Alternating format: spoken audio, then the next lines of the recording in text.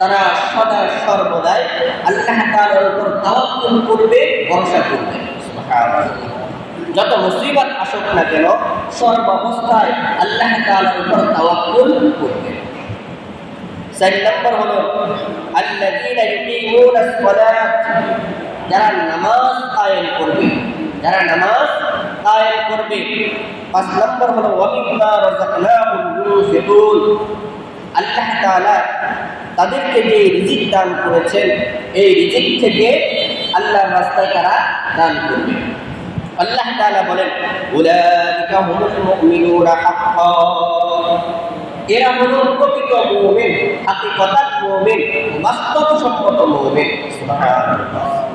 এই 5টা বৈশিষ্ট্য যার মধ্যে থাকবে এ হলো হাকিকতাত মুমিন, বাস্তব মুমিন, সত্যিকার অর্থে মুমিন।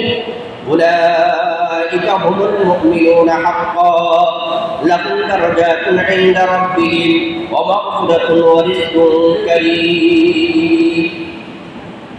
যারা প্রকৃত মুমিন, যারা বাস্তব মুমিন, যারা হাকিকতাল মুমিন, তাদের 5টা বৈশিষ্ট্যের কথা আল্লাহ তাআলা উল্লেখ করেছেন সূরা আনফালের 2 নম্বর আয়াত থেকে নিয়ে 4 নম্বর আয়াত পর্যন্ত। 1 নম্বর বৈশিষ্ট্য হলো তারা আল্লাহ তাআলার জিকির করবে। 2 নম্বর হলো তারা আল্লাহ তাআলার কোরআন তেলাওয়াত করবে।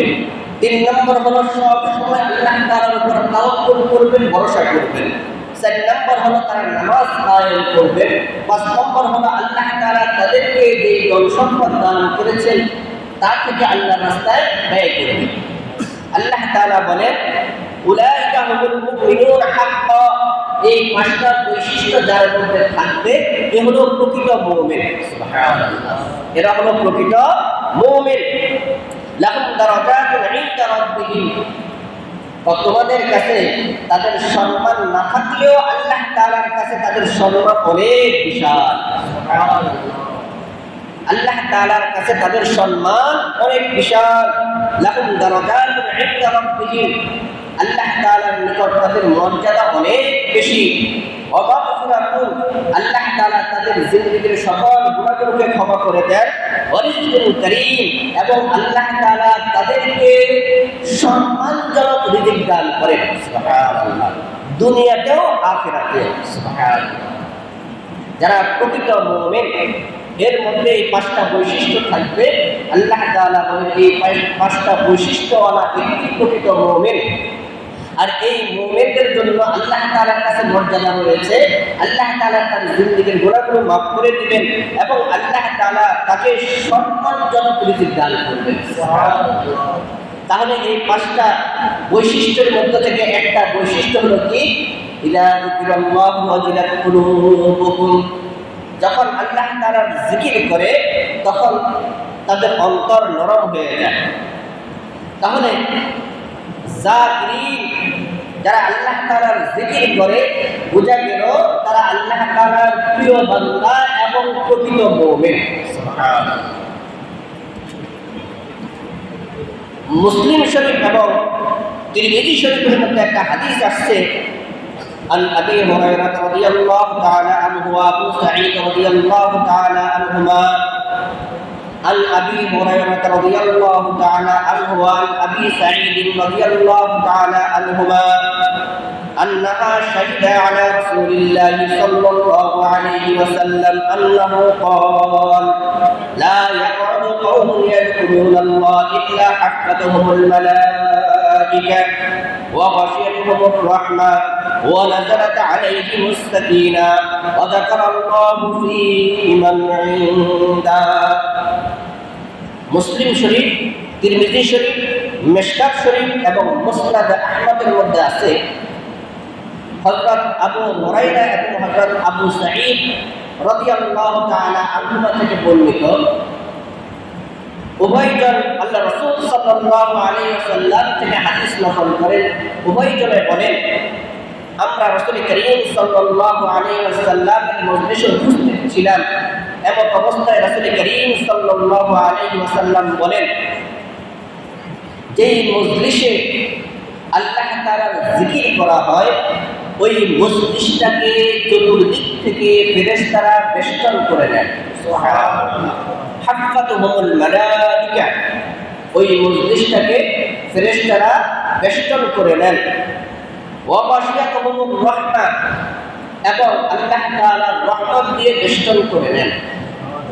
ওয়া নাযালাত আলাইহিমুস সাকিনা, ওই মজলিসের প্রত্যেকের উপর আল্লাহ তাআলার প্রদত্ত সাকিনা নাযিল হয়।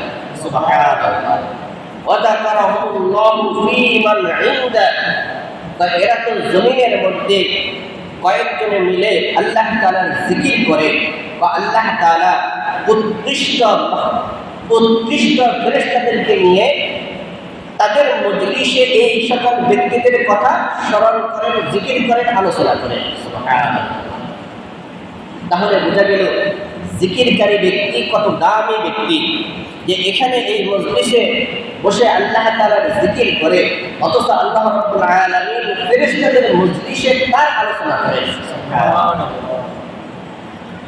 মুসলিম এবং বুখারী শরীফের হাদিস, হযরত আবু মুসা আশআরী রাদিয়াল্লাহু তাআলা আনহু থেকে বর্ণিত, عن أبي موسى الأشعري رضي الله تعالى عنه قال قال رسول الله صلى الله عليه وسلم مثل الذي يذكر ربه والذي لا يذكر مثل الحي والميت। বুখারী এবং মুসলিম শরীফের হাদিস, হযরত আবু মুসা আশআরী রাদিয়াল্লাহু তাআলা আনহু থেকে বর্ণিত, রাসূল করিম সাল্লাল্লাহু আলাইহি ওয়াসাল্লাম ইরশাদ করেন, যারা জিকির করে আর যারা জিকির করে না তাদের দৃষ্টান্ত হলো জীবিত মানুষের মতো এবং মৃত মানুষের মতো। সুবহানাল্লাহ।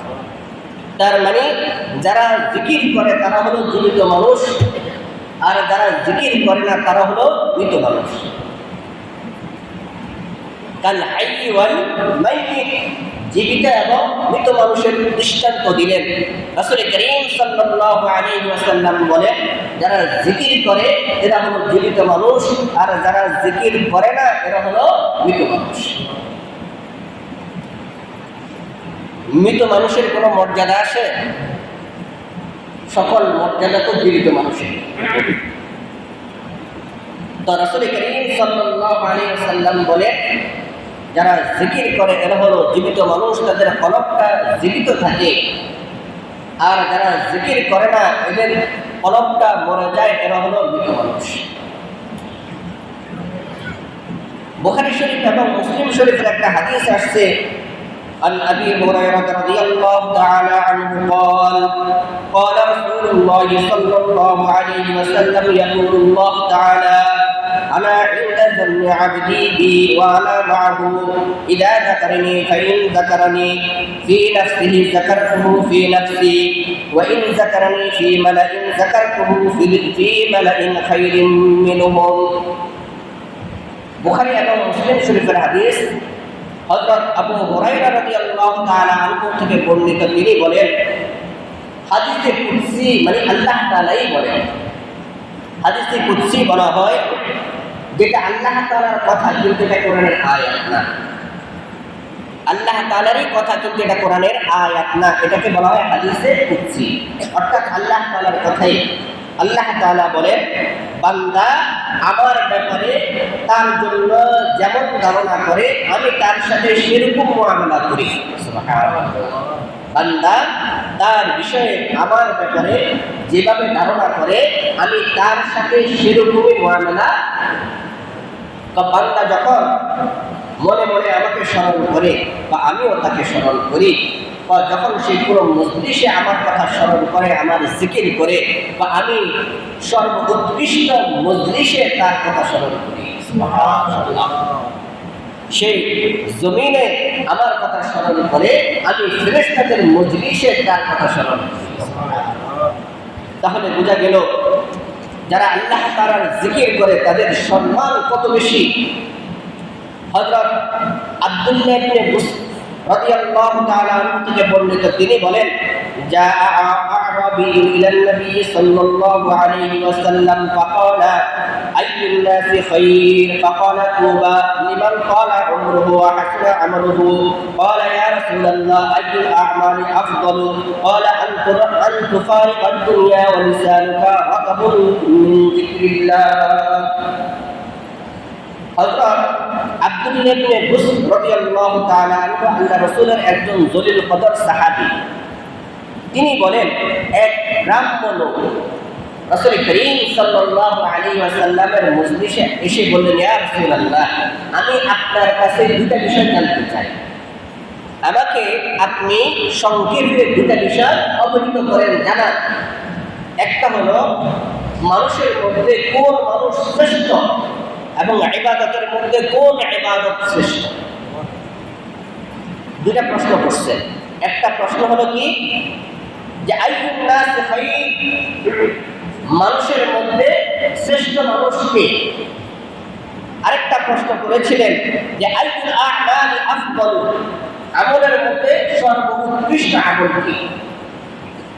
তো রাসূল করিম সাল্লাল্লাহু আলাইহি ওয়াসাল্লাম বলেন, ফাকালা তুবা লিমান ক্বালা উমরুহু ওয়া হাসুনা আমালুহু, মানুষের মধ্যে শ্রেষ্ঠ মানুষ হলো তিনি যে লম্বা হায়াত পেয়েছেন এবং এই লম্বা হায়াতের মধ্যে তার হায়াতটাকে সে উৎকৃষ্ট আমলের মাধ্যমে কাটিয়ে দিয়েছে। সুবহানাল্লাহ। মানুষের মধ্যে শ্রেষ্ঠ মানুষ হলো ওই ব্যক্তি যে ব্যক্তি লম্বা হায়াত পেয়েছে, লম্বা হায়াত পেয়ে এই লম্বা হায়াতটাকে সে উৎকৃষ্ট কাজের মধ্যে লাগিয়েছে। সুবহানাল্লাহ। মানুষের মধ্যে এই লোকটা হলো শ্রেষ্ঠ মানুষ, শ্রেষ্ঠ ব্যক্তি। এরপর ওই সাহাবী আবার জিজ্ঞেস করলেন, ইয়া রাসূলুল্লাহ, আইয়ুল আ'মালি আফদাল, আমলের মধ্যে সর্বোৎকৃষ্ট আমল কোনটি।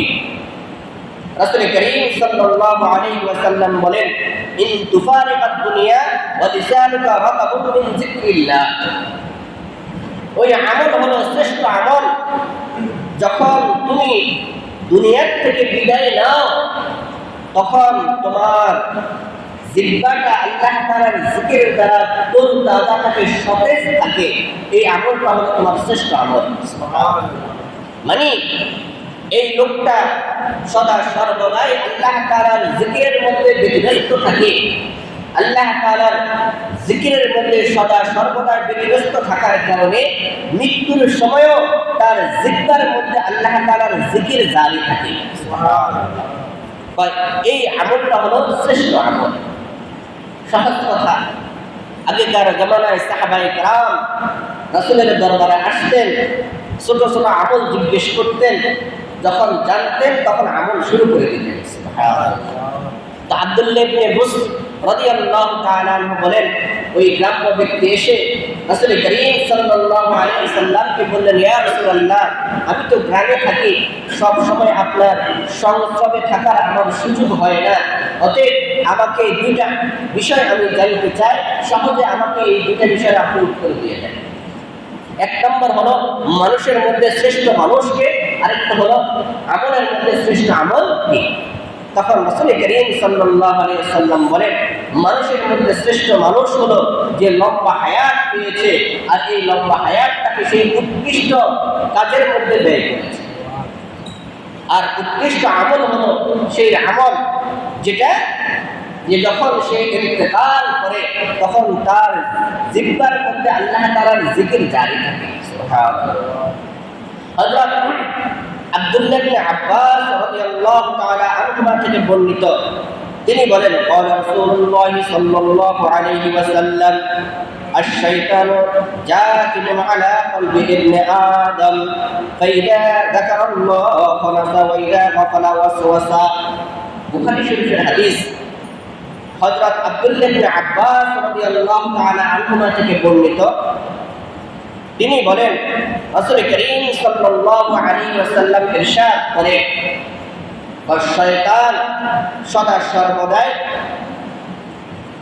বনি আদমের সাথে লেগে থাকে। শয়তান সদা সর্বদাই বনি আদমের সাথে লেগে থাকে, কিভাবে বনি আদমকে ধোঁকা দেওয়া যায়, কিভাবে জান্নাত থেকে সরিয়ে জাহান্নামে পৌঁছাতে পারে। এজন্য সদা সর্বদাই শয়তান বনি আদমের সাথে লেগে থাকে।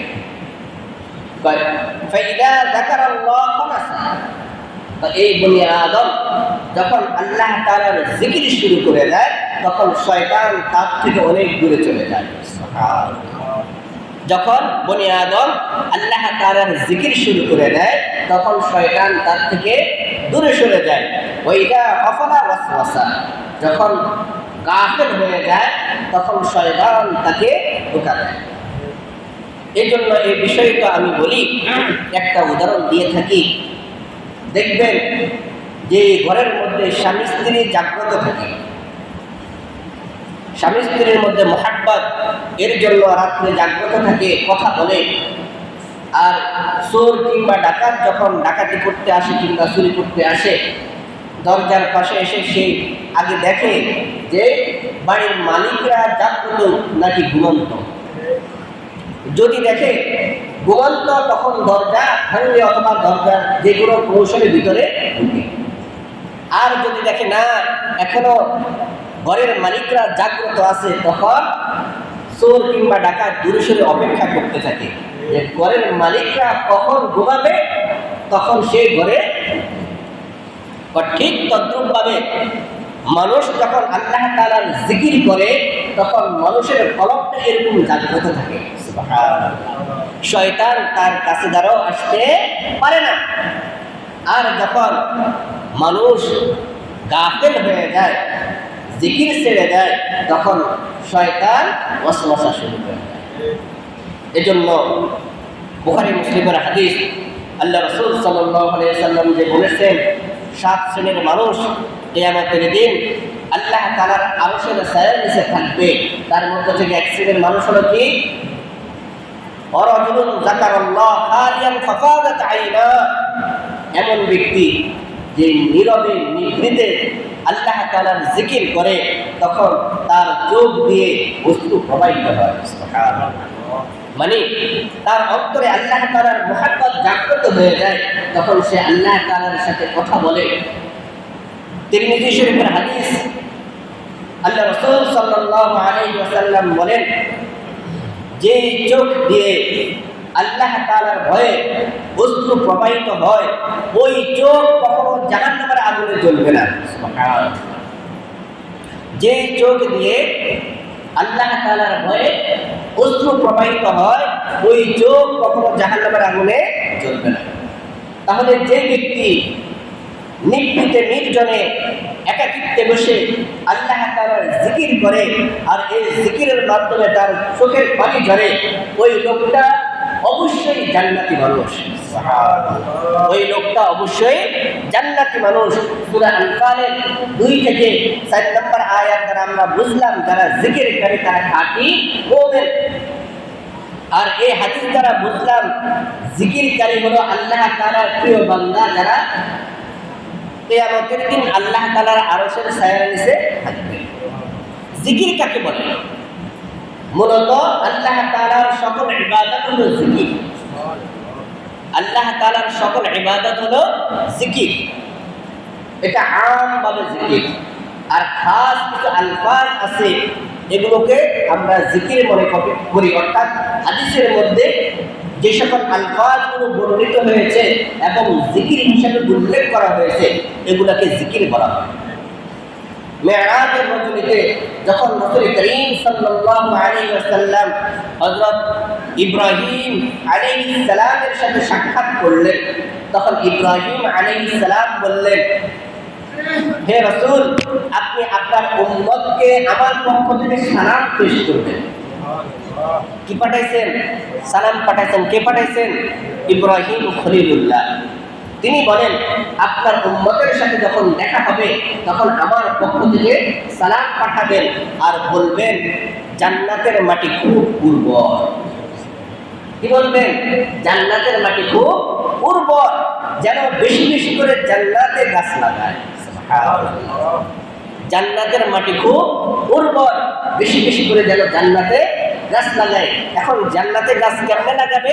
হযরত ইব্রাহিম আলাইহিস সালাম বলেন বেশি বেশি যেন বলে সুবহানাল্লাহ, আলহামদুলিল্লাহ, লা ইলাহা ইল্লাল্লাহ, আল্লাহু আকবার। এই তাসবিহগুলো যেন বেশি বেশি করে কি করে? পাঠ করে। সুবহানাল্লাহ, আলহামদুলিল্লাহ, লা ইলাহা ইল্লাল্লাহ, আল্লাহু আকবার। আরো অনেকগুলো তাসবিহ আছে, যেমন বুখারী শরীফের সর্বশেষ হাদিস হযরত আবু হুরায়রা রাদিয়াল্লাহু তাআলা আনহু থেকে বর্ণিত, তিনি বলেন আল্লাহ রাসূল সাল্লাল্লাহু আলাইহি ওয়াসাল্লাম ইরশাদ করেন, কালিমাতানি খাফিফাতানি আলাল লিসান সাকিলাতানি ফিল মিজান, যে এমন দুটা বাক্য আছে যে বাক্যটা মুখে বলতে খুব সহজ, মুখে বলতে খুব সহজ, কিন্তু এটা মিজানের পাল্লাকে ভারী করে দেয়। মুখে বলতে সহজ, কিন্তু এটা মিজানের পাল্লাকে ভারী করে দেয়। সেটা কি? সুবহানাল্লাহি ওয়া বিহামদিহি সুবহানাল্লাহিল আযীম, সুবহানাল্লাহি ওয়া বিহামদিহি সুবহানাল্লাহিল আযীম। এই শব্দটা কত ভারী! আল্লাহ রাসূল বলেন যে এটা মিজানের পাল্লাকে ভারী করে দেয়, কিন্তু মুখে বলতে সহজ, কিন্তু আল্লাহ তাআলার কাছে খুব প্রিয়। আল্লাহ তাআলার কাছে খুব প্রিয়। তাহলে যে আলফাজ আল্লাহ তাআলার কাছে খুব প্রিয়, ওই আলফাজ যারা পাঠ করবে তারা কি আল্লাহ তাআলার কাছে প্রিয় হবে না? শুধু তাই নয়, মুসলিম শরীফের একটা হাদিস আছে, আল্লাহ রাসূল সাল্লাল্লাহু আলাইহি ওয়াসাল্লাম বলেন, عن أبي مالك الأشعري رضي الله تعالى عنه قال قال رسول الله صلى الله عليه وسلم الطهور شطر الإيمان سبحان الله والحمد لله تملأ الميزان أو تملأ ما بين السماء والأرض। হযরত আবু মালিক আশআরী রাদিয়াল্লাহু তাআলা আনহু থেকে বর্ণিত, তিনি বলেন আল্লাহ রাসূল সাল্লাল্লাহু আলাইহি ওয়াসাল্লাম ইরশাদ করেন, পবিত্রতা হলো ঈমানের অঙ্গ, পবিত্রতা হলো ঈমানের অঙ্গ। সুবহানাল্লাহ, আলহামদুলিল্লাহ, এটা মিজানের পাল্লাকে ভারী করে দেয়। আল্লাহ রাসূল সাল্লাল্লাহু আলাইহি ওয়াসাল্লাম মানুষদেরকে বোঝানোর জন্য বলেন, দেখো আসমান এবং জমিন এর মাঝখানে যেই পরিমাণ খালি জায়গা আছে, এই পরিমাণ আল্লাহ তাআলা নেকি দিয়ে ভরে দেন। সুবহানাল্লাহ, শুধু একবার সুবহানাল্লাহ বললে, একবার আলহামদুলিল্লাহ বললে, আসমান এবং জমিনের মাঝে যেই পরিমাণ খালি জায়গা আছে, এই পরিমাণ আল্লাহ তাআলা শুধু নেকি দিয়ে ভরে দেন। কিয়ামতের দিন যখন তার আমলনামা মাপা হবে, যখন দেখবে কোনো কারণবশত গুনাহের কারণে তার নেকির পাল্লা হালকা হয়ে গেছে, বদির পাল্লা ভারী হয়ে গেছে, তখন আল্লাহ তাআলা এই যে সুবহানাল্লাহ আলহামদুলিল্লাহ গুলো করছে নির্জনে নিকৃতি, এগুলোকে আল্লাহ তাআলা আমলের মিজানের পাল্লার মধ্যে দিয়ে দিবেন, সাথে সাথে তার আমলনামাটা ভারী হয়ে যাবে। সুবহানাল্লাহ। দেখেন, বিজ্ঞানীদের যৌবনকাল বলা হয়, বর্তমান যুগকে কি বলা হয়?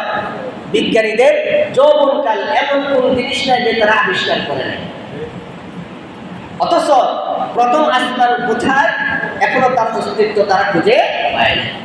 তাহলে বুঝেন, আল্লাহ রাসূল বলেন আসমান এবং জমিনের মাঝে যেই পরিমাণ খালি জায়গা আছে, এই পরিমাণ নেকি দিয়ে আল্লাহ তাআলা ভরে দিবেন। সুবহানাল্লাহ।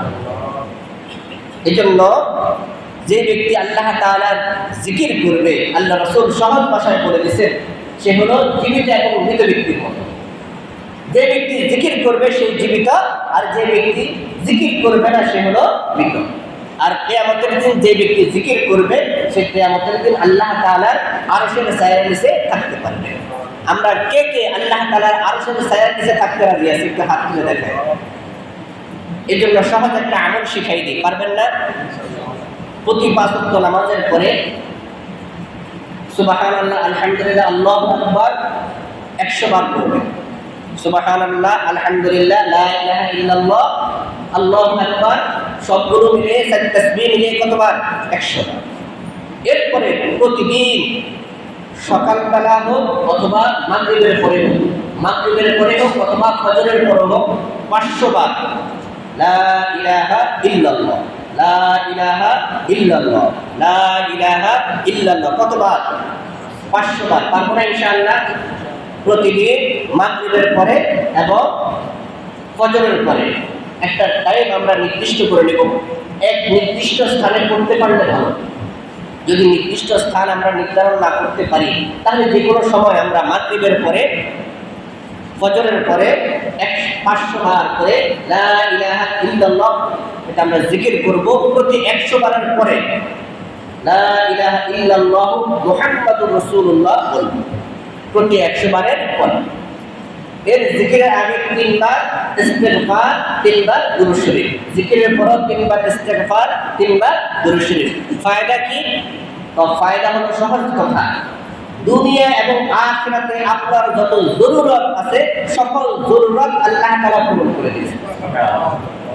দুনিয়া এবং আখিরাতে আপনার যত জরুরত আছে সকল জরুরত আল্লাহ তাআলা পূরণ করে দিবেন এবং আল্লাহ তাআলার সাথে আপনার একটা বন্ধুত্বের সম্পর্ক হয়ে যাবে।